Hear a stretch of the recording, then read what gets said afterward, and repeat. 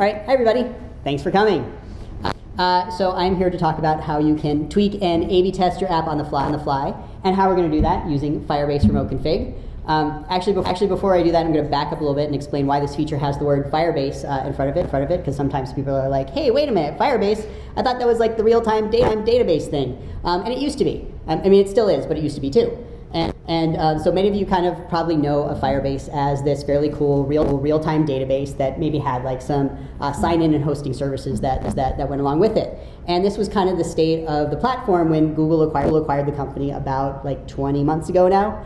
But then in May of this year at Google I/O, we had announced that we had expanded the platform to include a whole bunch of new features, right? So the idea is let's try and really have the service address as many of your needs as possible as app developers.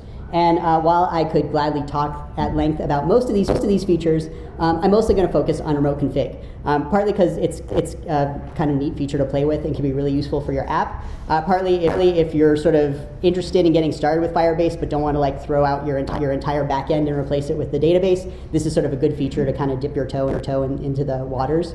And also it's kind of fun to demo. Like authentication is important, but there's only so many times I can show a sign-in button before I get bored. It's one time.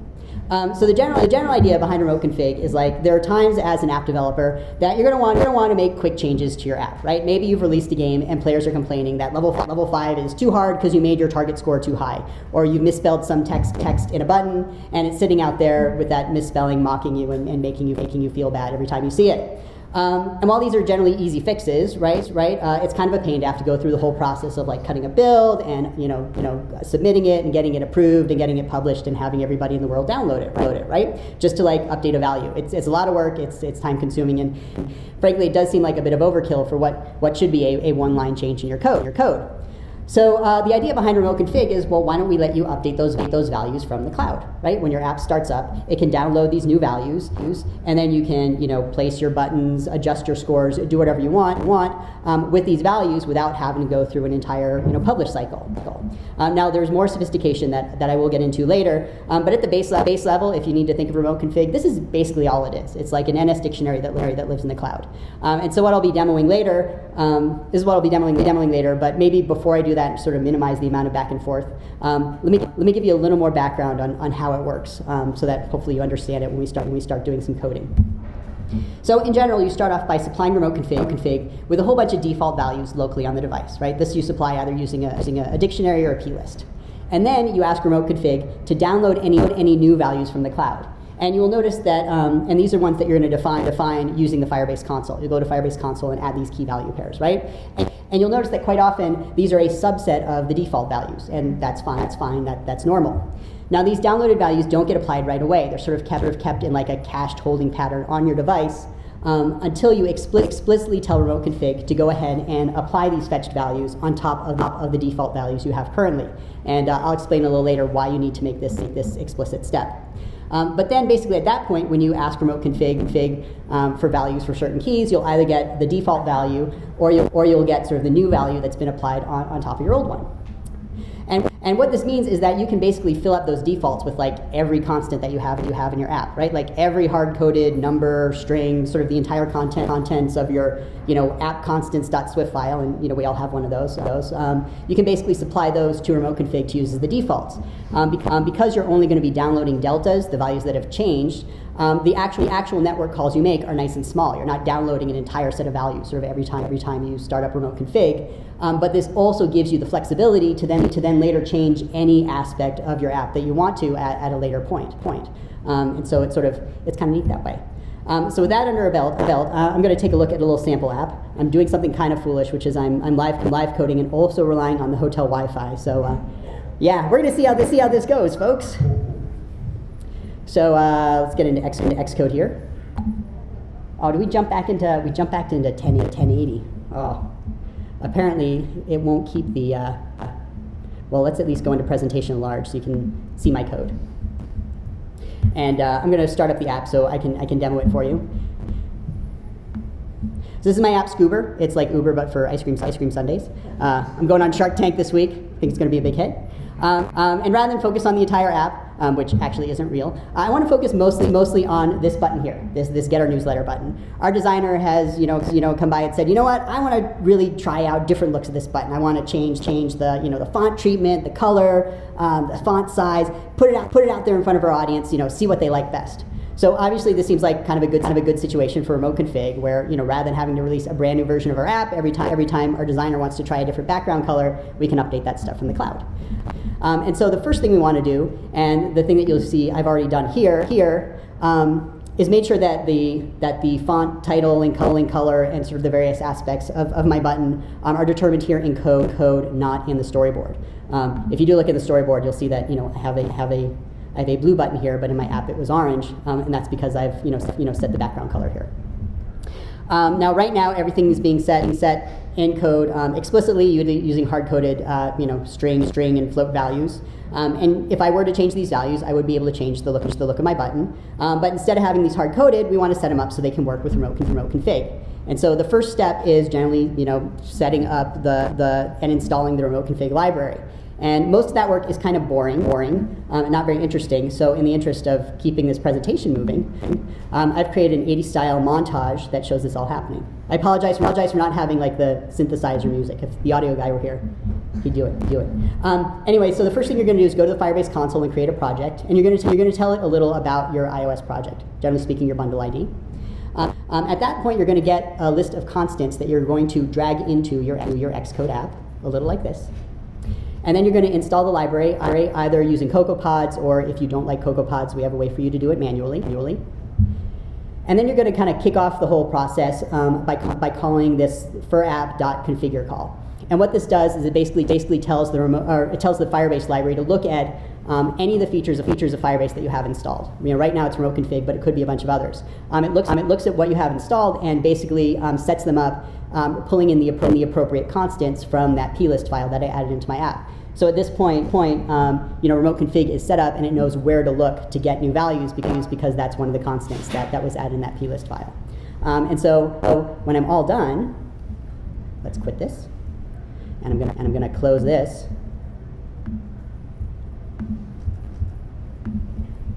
Ooh. So hopefully I will get a workspace that looks a little more like this. So it's still my app, same app as before. Here's my main menu view controller. The biggest difference now is I have this pods project that contains all the Firebase stuff. With me so far? All right. And you all can read that generally? All right. So there are a lot of ways you can initialize remote config. If this were your typical sample app, I'd probably be doing all the work in the app delegate. But for the interest of making things clean, I'm actually going to create a new file here. I'm going to call it app values. Yes, put it there. And then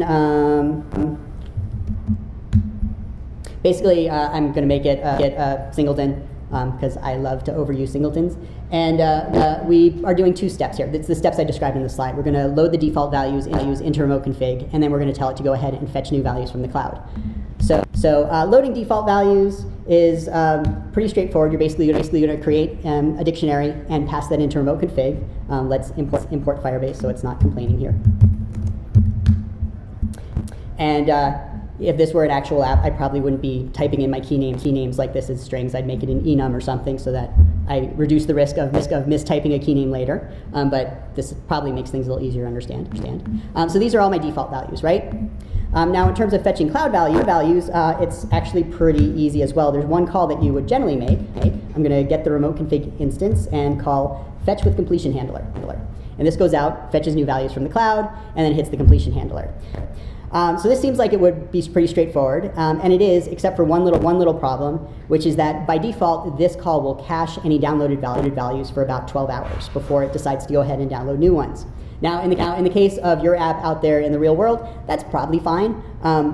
But in the case here where I'm trying to do a presentation, or when you're working on development and you want to make sure everything looks good, this won't work, right? Unless you want to develop really, really slowly. So instead, there is another call called fetch with expiration duration completion handler. And this expiration duration simply tells remote config how long it should keep around these old values before they're considered stale, and it should go ahead and fetch new ones. And for development purposes, 0 is a really good number here.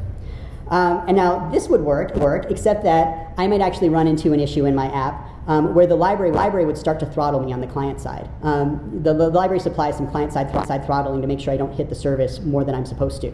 Now I can work around this by basically enabling developer mode, which basically looks like this. I'm going to create a config settings object where I have developer mode enabled equal to true, and then I tell remote config, hey, set your settings to this object. And honestly, this is all developer mode does right now. Is it tells remote config to sort of bypass that client-side throttle.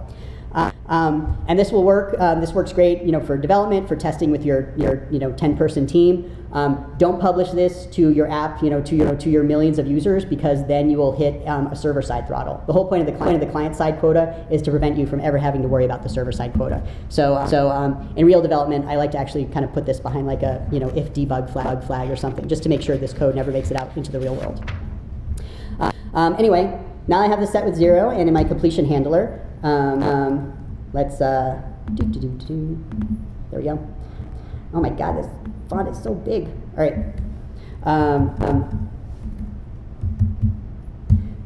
I'm not doing anything very fancy here. I'm going to look and see if there's an error object. If it is, I'll report it. Otherwise, I'll print out a nice fetch complete into the console.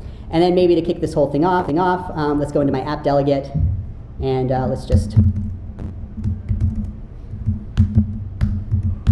We'll just kind of instantiate the singleton. And so now when we run this, if all has gone well, we'll see somewhere in our debug output, fetch complete. So it's going to run, it's going to think for a little while, and there we go, fetch complete. So basically at this point, I've supplied default values. I fetched any new values from the cloud. But now we probably want to actually take a look at some of these values. And so let's do that next. I'm going to jump to my app values here. Make sure I'm not forgetting anything. All right, no. So probably the best place to start getting these values is maybe after I've said fetch complete. I'm going to grab the text that I want to display for the newsletter button title. Now getting this simply involves making a call ConfigValue for key. I pass in the key name, and I should get the value back. I get this back in an object it's called a FIR Remote Config Value object. And basically what this thing is it's kind of a wrapper around the actual value, which I think underneath the hood is like a UTF-8 encoded string. But generally speaking, you're not going to use this object directly. You're going to call one of its helper methods, string value, number value, bool value, or data value, to get an actual usable value out of it. Which is why for my printf debugging purposes, if I want to see the contents of that newsletter button title, I'm going to ask for the string value. So now I can run this, and we can see that it's successfully telling me that the title of our newsletter button should be Get Our Newsletter, which makes sense because that's the default that we've supplied over here. But now let's give it a new value from the cloud and see what happens. So I'm going to jump into the Firebase console, and over here on the left are sort of some of the features that you'll be accessing. I'm focusing on remote config, and let's zoom in a little bit so y'all can see that a little better. I'm going to add a parameter, which will be newsletter button title, and let's make our value. Thank you, helpful text. Hello, Denver. So I can add that parameter, and I can publish it. And then when I go back in and try running my app again,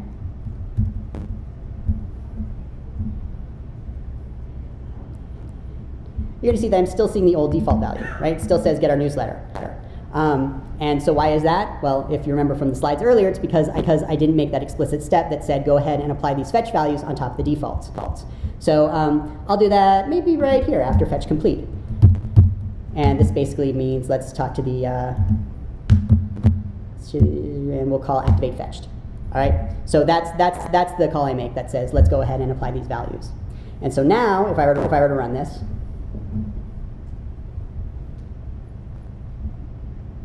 this time I get Hello Denver as the title for the newsletter. And so now this works, but it's actually not the best way to be applying these fetch values. And to explain why, I'm going to run back to the slides. So, all right. So let's talk loading strategies for remote config, because there are a few ways we can sort of apply this fetch and then activate strategy. Option one, which is what I'm doing in my demo code, and what you'll often see in a lot of sample apps, which is why it's a little misleading, is sort of we start by fetching these new values, and then in my completion handler, I can call activate fetch to immediately apply those old values on top of the defaults. And then at that point, I might send like an NS notification or a callback to the rest of my app to say, hey, I've got new values from the cloud. Go ahead and update yourself, right? Now that's like I said, works fine in sort of demo apps and samples that you might see out there. The problem with that is we don't actually know how long it's going to take for this network call to complete, right, out in the real world. And we don't want to get into situations where like our app changes right from underneath our user while they're in the middle of using it. Like at best it'll be confusing. At worst it could cause them to do the wrong thing. So sort of the next solution that most developers come up with is, let's bring up a loading screen, right? So instead of immediately starting up my app, let's start by showing a loading screen. And then we'll sort of fetch the new values, and once they've been fetched, once again within the completion handler, we can immediately call activate fetched. And then again, using like a notification or a callback or something, we can dismiss the loading screen and get into our app, and maybe we'll add a timeout too, just in case things go wrong. Now this is great because generally speaking, by the time I get to sort of my actual main view controller, I know that I generally have fresh values, right? It's a bit of a bummer in that our users have to wait for this network call to complete before they can start up our app, and users are impatient. Plus, I now need to build a loading screen, and I'm lazy. But if you are doing this anyway in your app because you're doing other setup steps, then go ahead and use this method. You can go ahead and sort of make this call in parallel with whatever setup steps you happen to be doing in your loading screen that already exists. However, if you are not doing this, there's actually another strategy which I like a little better, even though it seems a little non-intuitive, which is to load values for the next time the user starts your app. So here's the way this would work. Basically, when you start up your app, you would immediately call activate fetched, and this will take any values that are already there in that cached holding pattern and apply them on top of your older values. Then go ahead and start your app. Right, your user can go ahead and start fooling around with your app. Now, in the meantime, you're also going to kick off a call to fetch new values from the cloud. This happens asynchronously while your user is using your app. And the callback, you're basically going to do nothing, right?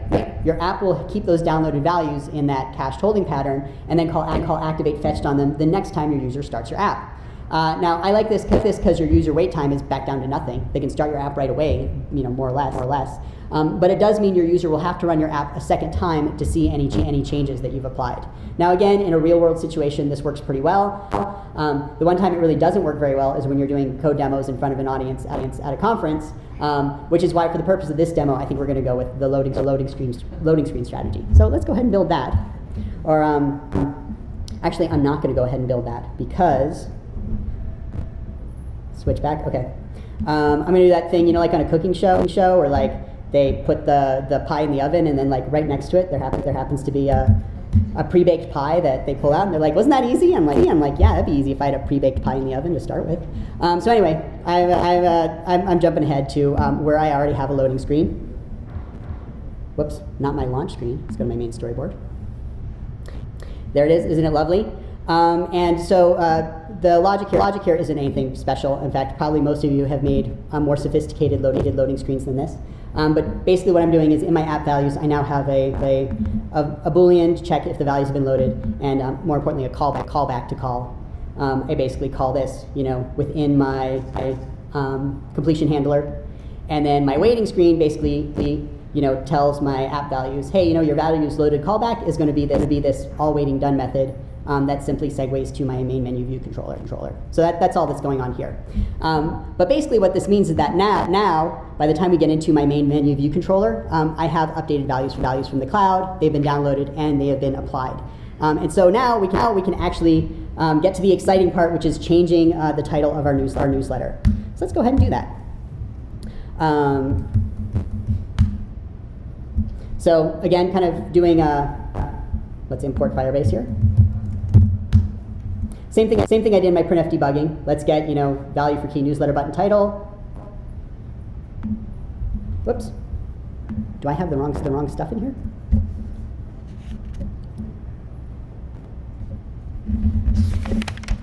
Sorry, I got too excited and jumped ahead. Or at least I got the wrong snippet in there. All right, that's better. It looks very similar, but I just didn't printf debug. I set that to the title of my newsletter button. All right, so there we go. I'm getting the config value, getting the string value, setting that to the title of my button. And so now we can run this.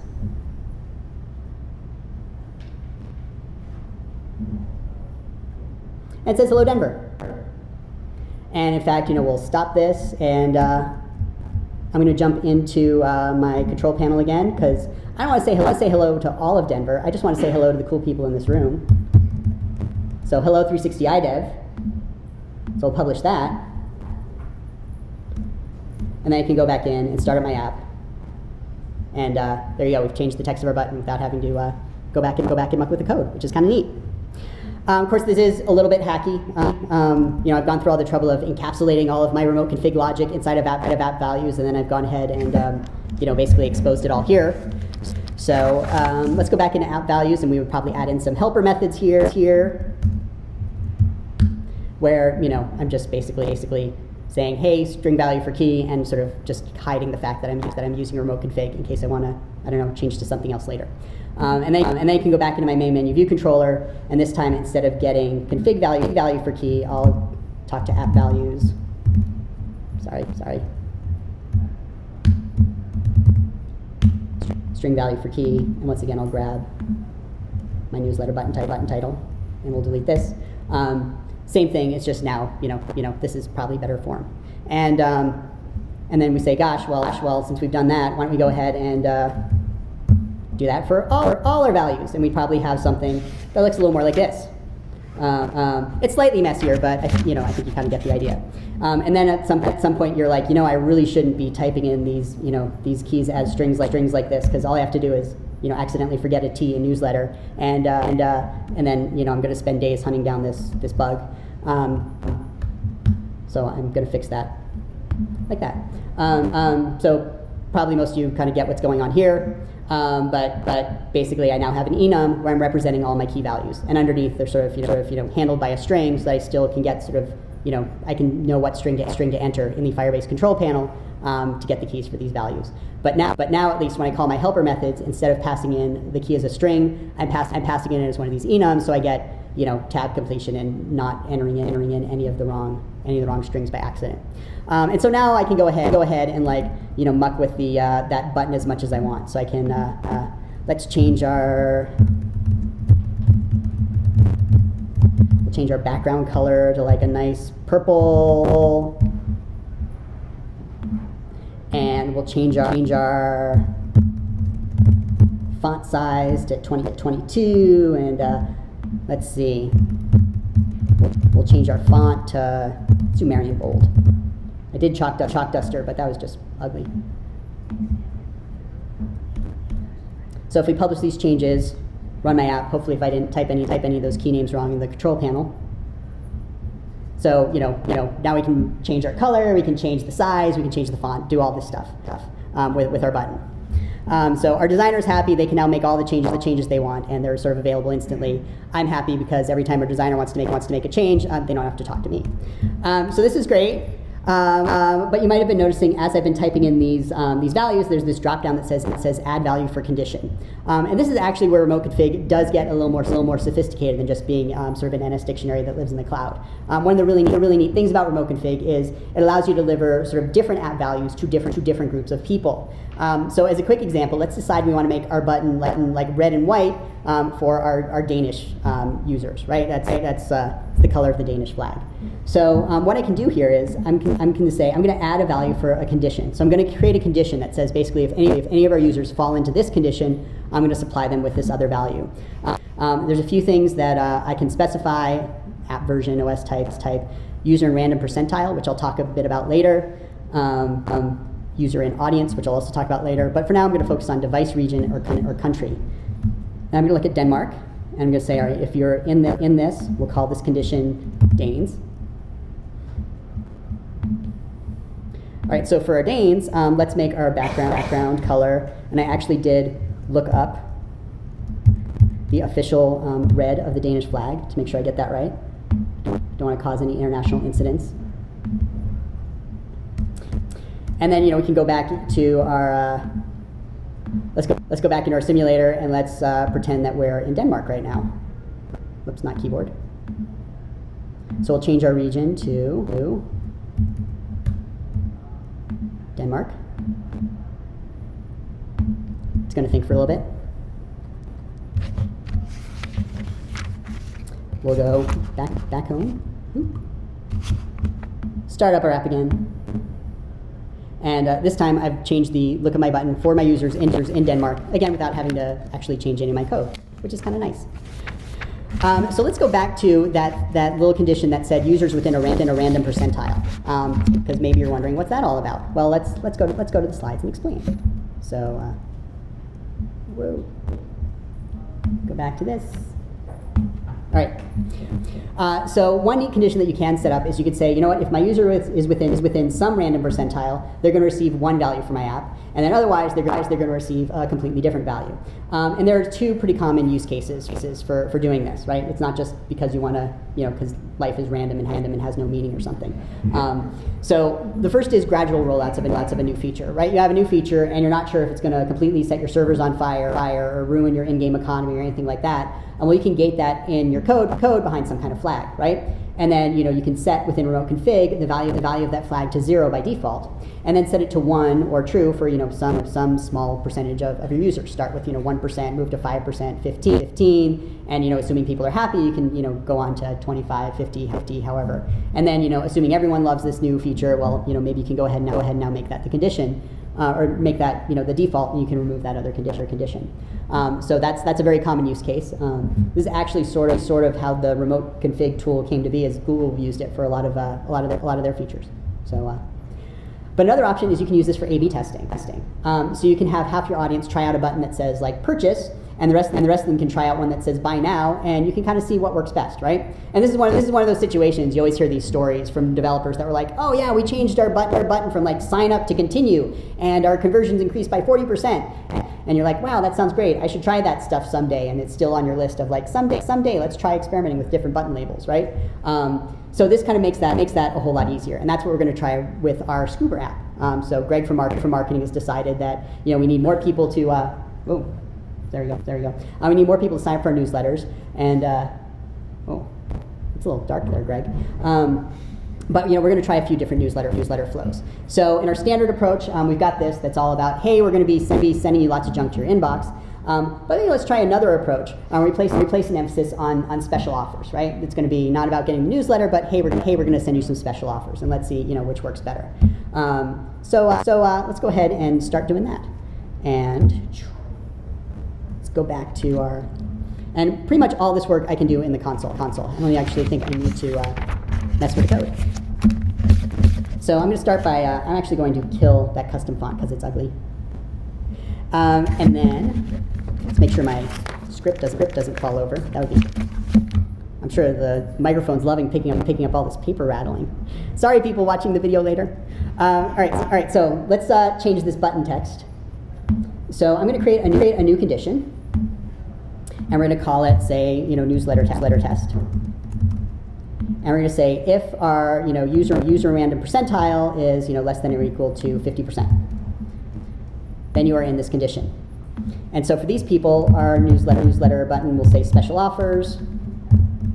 And our default value here, I'm actually going to, there's two ways of sort of having an empty string here. This means a literal empty string, which would mean my button would have no label. What I actually want is this no value, which is basically my way of telling remote config, go ahead and use the default value. So I'm going to add that. Let's add another parameter for that subscribe label text, which is sort of in the newsletter sign up page is sort of the thing that should get you to sign up. And we'll say, get special offers with our newsletter. And hold on, let me make sure I actually put that in the newsletter test condition. There we go. And again, no value for the default. So I'll publish these changes. And let's go ahead and run our app again. and see where we're at. All right, so it looks like it put me in the test condition. I'm in the special offers flow. I get into here, it's telling me about using special offers. So this is good. One note about sort of this random percentile is Remote Config will keep the same user in the same percentile, every time they start up their app.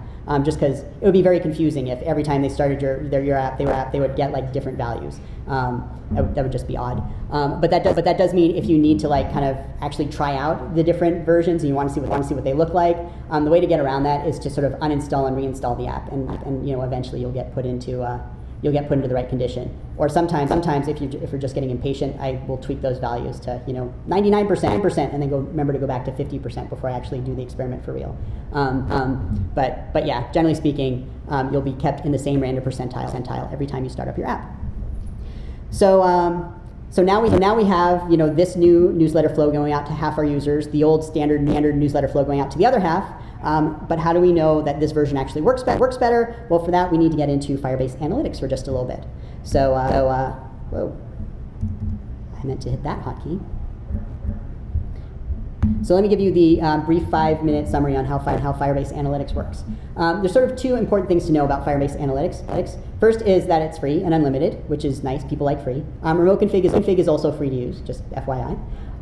The second thing is that it follows sort of an event and user-based model. So unlike Google Analytics, which was very very sort of web focused and had like sessions and page views and stuff, this is really more about events and users. And so generally speaking, as people use your app, Firebase Analytics sends down these events and occasionally some user properties to its servers, and then it kind of gathers up all that data and gives you reports. Oh, there's the animation. Nice. So later you can then kind of see any data on any individual event. So for people, this is in our bingo app. We've got the bingo button highlighted. Sort of usage over time. You can see number of users. There's some basic demographic information and that sort of thing. But you can also filter these events based on certain user properties. So people who have an iPad, are they using my app in a different way than people who have an iPhone? And so you can sort of get different reports that way. More importantly, you can also create funnels of people going from one event to the next, and that sort of helps you really visualize where the stumbling blocks are, or where people are dropping off in the process of going into subscribing to your newsletter or whatever it might be. So if I want to see which of my subscribe buttons is more effective in driving people to subscribe to my newsletter, I probably need to measure all that stuff first. So this is going to be our plan as users visit our main menu or our newsletter page or click the subscribe button. We'll be sending those events over to Firebase Analytics, and that'll start to give us a breakdown of how this flow is performing. And then we can do this both for our sort of new test newsletter flow as well as for our default one. And this will kind of work, but it only gives us aggregate data at the moment, right? We're going to be getting it for users from both flows. So how do we know which one actually works better? And this honestly is the point where things get a little clunky. The team has promised me they're going to have more elegant solutions in the future, but let me tell you what I have that works now. Oh, there's the animation. The answer actually is to use Remote Config again. So the same way we're telling each client what button text to show, we're also going to tell each client what experiment group it belongs to. These clients can then take that information from Remote Config and report it back to Firebase Analytics as a user property. So this client on the left is going to say, hey, my experiment group user property is newsletter test A. And then at that point, when these devices send events to Firebase Analytics, they will all have this user property sort of associated with every event that gets sent down. And then this gives us the ability to filter these events and filter these funnels by those user properties, and that'll help us see sort of which flow actually works best. So let's go ahead and kind of show that in the code. And once again, I think probably in the interest of time, I will jump ahead to demo final. And let's see what's going on in my code here. So in my main menu view controller, I'm going to scroll down here, and so now my view did load. I'm just going to log the event that, hey, my user hit my main menu. In my newsletter view controller, I'm going to note that they hit the newsletter page, and that when they click the button to subscribe to the newsletter, we'll log that event as well. And so now I can actually run this.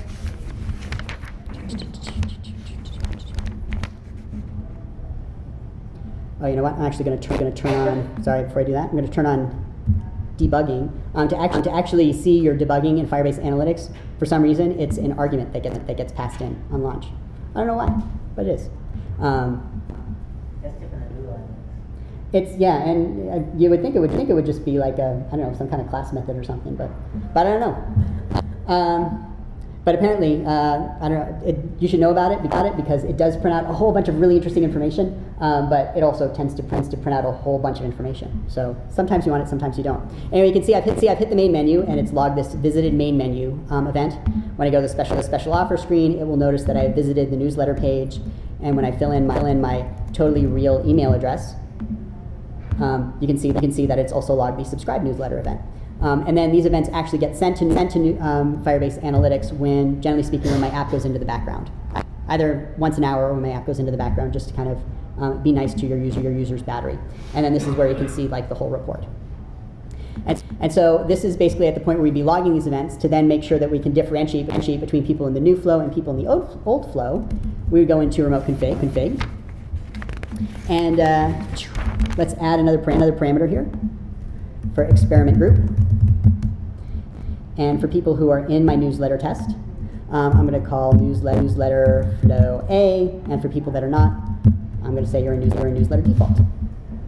And I could reuse this parameter later. Here, let me show you what I mean.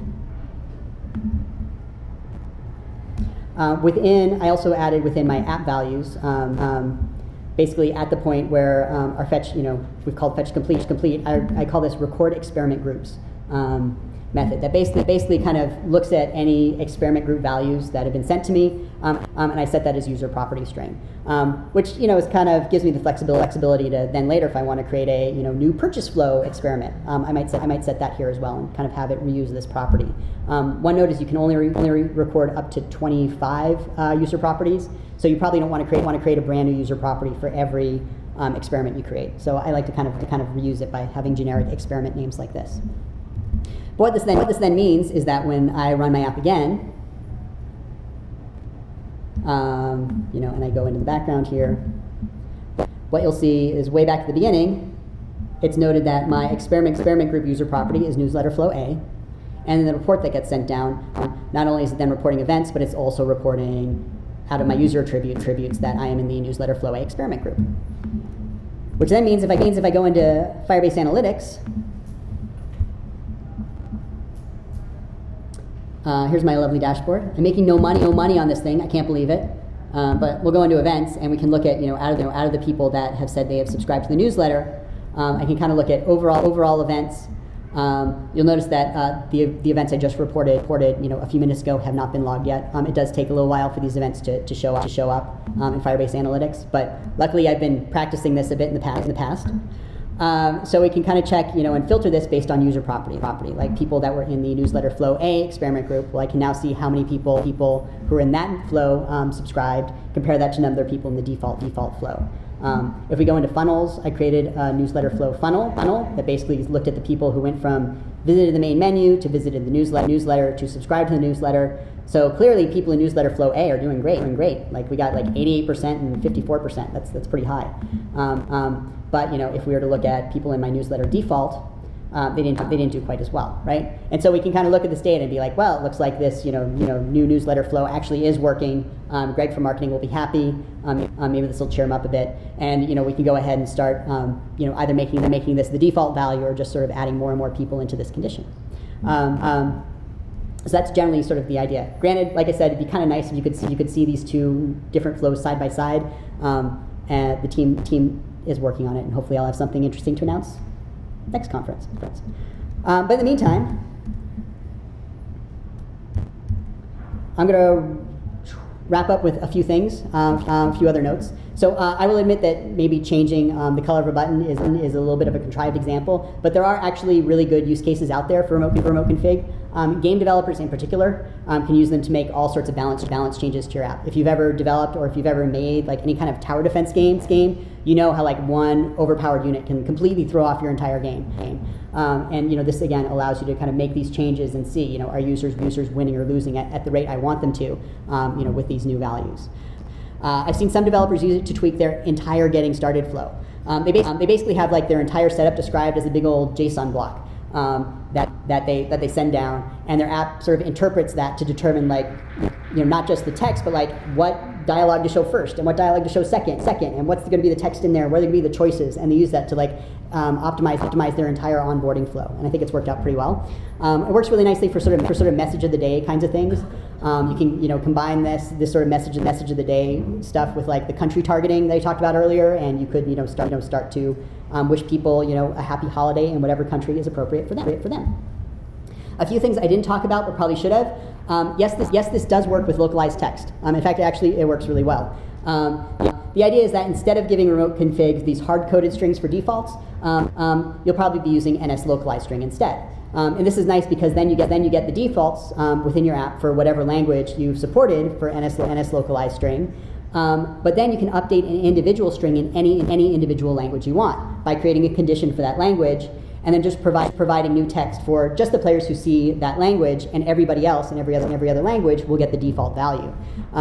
In theory, you could do something crazy like add new languages support on the fly, but I don't recommend doing that because all of a sudden you're downloading an awful lot of text, But if suddenly you find out that oh my God, my game is huge in Sweden and I don't have Swedish localization, maybe do that for the day or two it takes you to get the official app out there.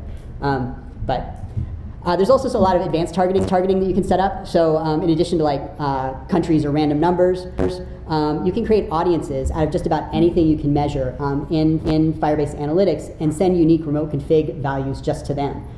So in our app, for instance, we could have created an audience out of people who saw the subscribe newsletter event, and these would have been people who have already subscribed to our newsletter. And at that point, we can change the look of our newsletter button just for those people, right? Because now we maybe don't need to make this so prominent because they're already subscribers or something like that. Probably the most common use case I've seen is to have remote config change the look and feel of your app for users who have made in-app purchases. Maybe that's giving them a fancier home page or a more prominent buy button because they've bought stuff in the past. Or maybe you don't show ads, right? You don't want to show interstitials to your users who actually bought something. And so all that stuff is very easy to control with remote config. So I'm pretty sure I'm just about out of time. If you want more information on any of the Firebase stuff, we have some documentation here. Go check out remote config. Please let me know what you thought of this presentation. This is my first time doing live coding alongside a presentation, and I don't know how it went. But you all do because you're there in the audience. Most of you still seem awake, so that's good. Go ahead. Tweet me or send me an email or something. If you have any questions, go ahead and send me an email. I'm happy to hear your thoughts. I believe I'm also supposed to encourage you to fill out your feedback in the app. So with that, I'm going to say thank you very much. And do we have time for questions? All right, so 2 minutes for questions. Question. Okay. The video at the beginning where you generated the file, what's it called? That info plist file? So that's the same file that's generated by Google Analytics, or it's a different file? It's the same name. It's the same name? Yeah, it's the same exact name. So if you Google services-info.plist? Yeah. I don't know, no. It could be that if it starts to go through the same process, you'll get the same file. There is some, like Google Analytics working with Firebase kinds of features that I'm probably not aware of. But I'll find out. I'll find out the answer for you. I know how to contact you. Other questions? So you enter those keys manually, right? Yes. For the remote config, I want to change those values. Right now, I want to do it manually. I know the team has gotten several requests from several important partners who are we'd really like an API, so we don't have to go to the control panel and do this. And so they know about it. I can't guarantee any particular dates or anything, but I know that's something that they're seriously looking into. Is the source code available? For this thing? Yeah. No, but I could probably make it available. I need to run it by our little open source team and make sure I'm doing the right thing. But yeah, I can make it available. There's also, if you go to YouTube/Firebase, I do a screencast where I kind of walk you through this whole process. A little slower, so you can actually follow along. It's called Getting Started with Remote Config on iOS, and that'll also give you pretty much the everything except the loading screen, I think. But I'll see if I can get this and the slides online. Question? All this stuff available with the OS 10 SDK as well? Not OS 10. Right now, Android and iOS. Yes? How do you handle the debug versus production? Do you have a sandbox mode where you want to test during development? Yeah, that's kind of a pain right now, because as you notice, there's not like a staging area so much. You either publish to the world or it's not published. So generally speaking, what you can do is like using audiences, for instance, you can kind of create like a developer accounts audience, and then you can publish new values just to that condition. Or if you're creating a new build of your app, you could look at app the app version. Both of those are sort of ways I've seen. I would like there to be a better solution though. A couple of things we've done is in our development build we programmatically insert some of the text into the key name, or we experimented with actually creating a whole other app in Firebase and having a developed version and that as opposed to the production version. Kind of like the keys better because it was a little easier to flow between the two, but it gets really messy. Yeah. Is that it? All right, we're out of time. Thanks for coming, everybody.